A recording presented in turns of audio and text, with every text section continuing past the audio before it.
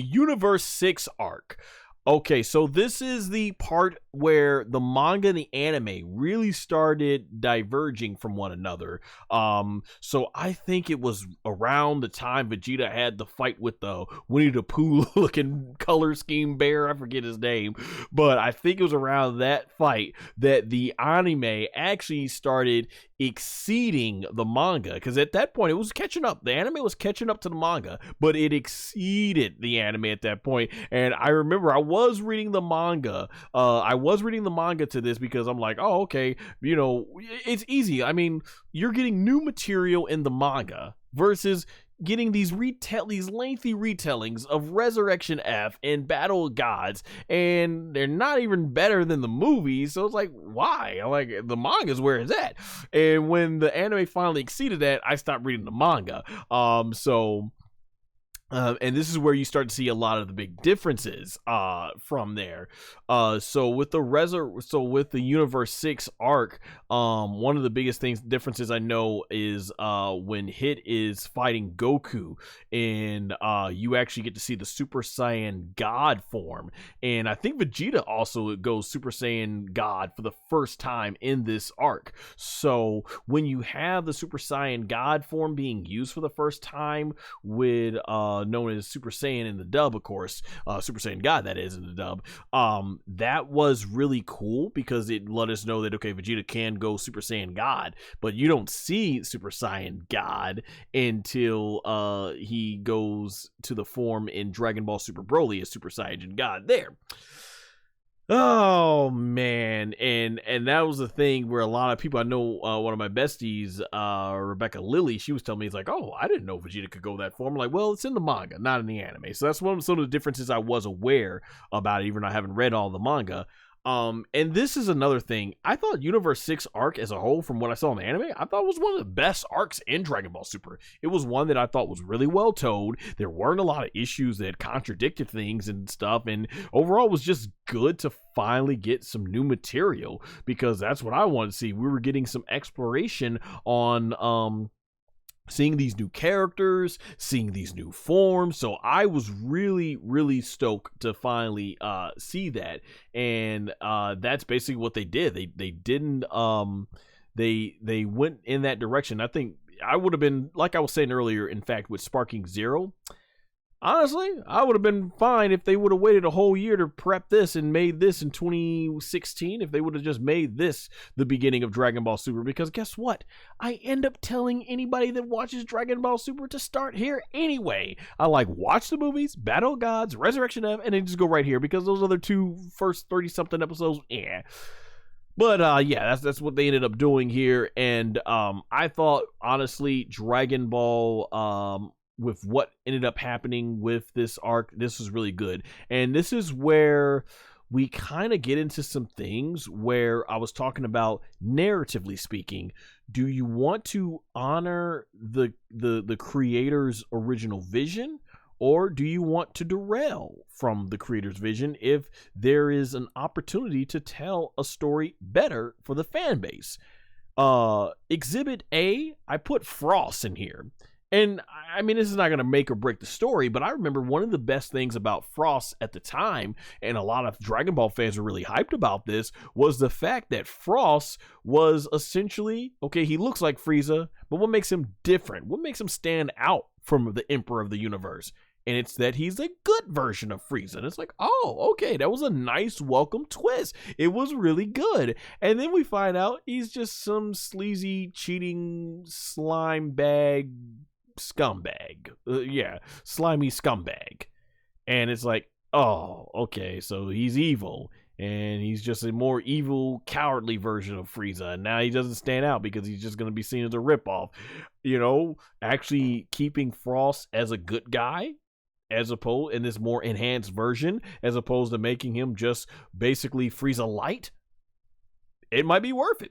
Now, you know, that it might be worth it, but that's not a make or break thing. But something that I think is going to be something that a lot of fans, and myself included, makes me go like, whoa, hold on now. Let's pump the brakes a little bit. not everything has to be changed to try and make it closer to Toriyama's vision. And that's my whole thing about, as I was mentioning with the Sparking Zero stuff earlier, is that just because a filler or movie character wasn't made by Toriyama doesn't mean it's not fun as a Dragon Ball fan. There's a lot of stuff that Toriyama just like, it doesn't have to me in Dragon Ball, it doesn't have to come from Toriyama's mind in order to be something that really makes it it doesn't have to come from Toriyama's mind in order for me to be like, I'll enjoy it. And one of the things that was not in Toriyama Akira's original draft scripts when it came to the Universe 6 arc was Super Saiyajin Blue Kaioken Son Goku.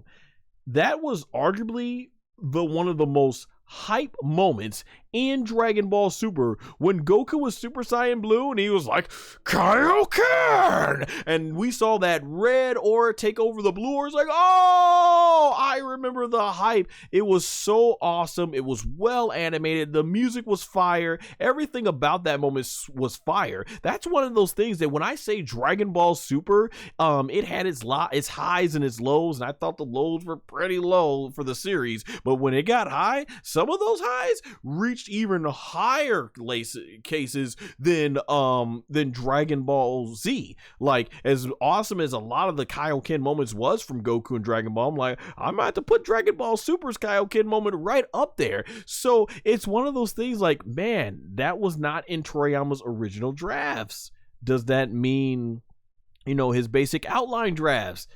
Does that mean we're going to be in a situation where they're not going to have that? I mean, it's all over in the game. So it's a big marketing thing that, a lot of people like. It's had tons of action figures. It's one of the coolest moments of Goku. And they even worked it nicely into the story, talking about how I think the problem is the reason why that filler where he does SS1 and Kaioken, because Kaioken constantly, if I remember correctly, it pushes Son Goku's bodies past its limits. That's why he was told not to go beyond Kaioken times 2. 3 pretty much wrecked Goku's body, and 4 dang near made Goku's body unusable.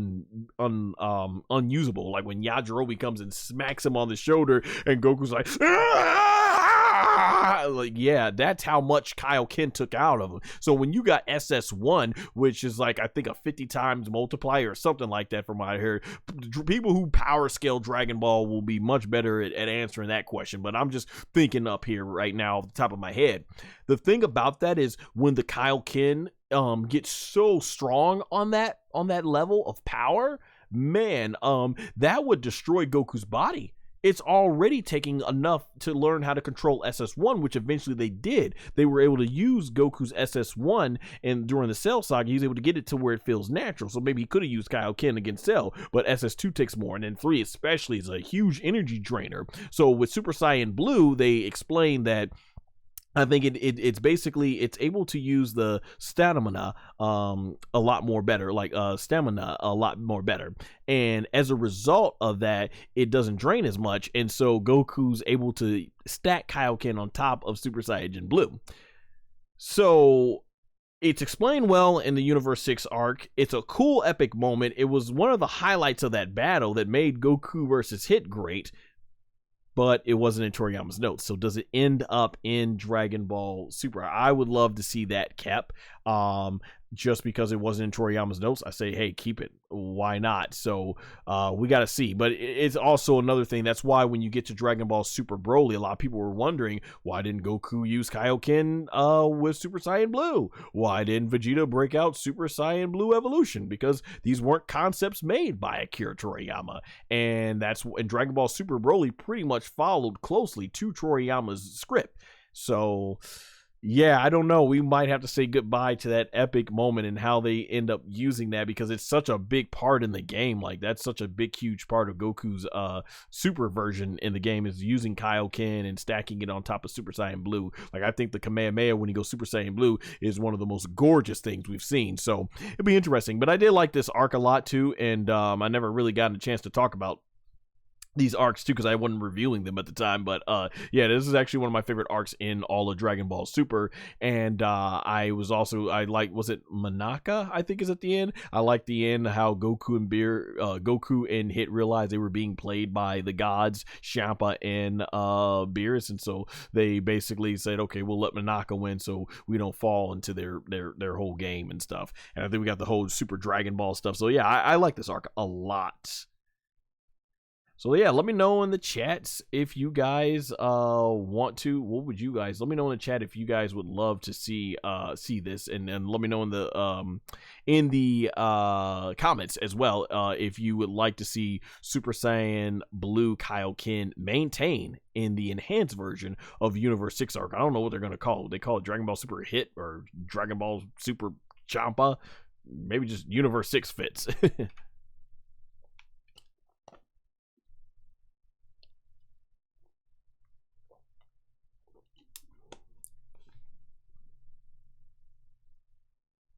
Oh, you know what? I forgot to mention too. Because I know why that's a massive moment. The Kaioken times Super Saiyan Blue, Kaba or Kaba, however you say his name, was Toriyama created, but Kel and Khalifa, in the Berserk Legendary Super Saiyan form, that was all created by Toyotaro, which we'll get more to that later. And that ties into the Broly stuff later. But yeah, how Kel and Khalifa factor in as well, not being Toriyama creations, but they are in the manga. So it's gonna be interesting to see how they may be used differently versus the anime version versus here when they do that.